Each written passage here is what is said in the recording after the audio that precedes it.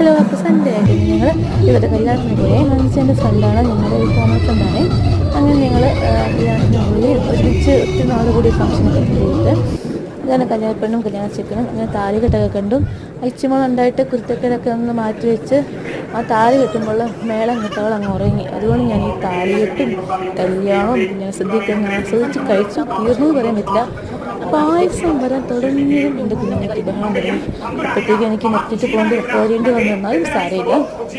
ഞാൻ ഇത്ര നാൾ കൂടി നല്ല കല്യാണമായിരുന്നു. അങ്ങനെ കാര്യമായിട്ടെല്ലാം കൊണ്ട് ഞങ്ങൾ ഇറങ്ങി. ഞങ്ങൾക്ക് ഇന്ന് വേറെ എൻഗേജ്മെൻ്റ് ഉണ്ട്.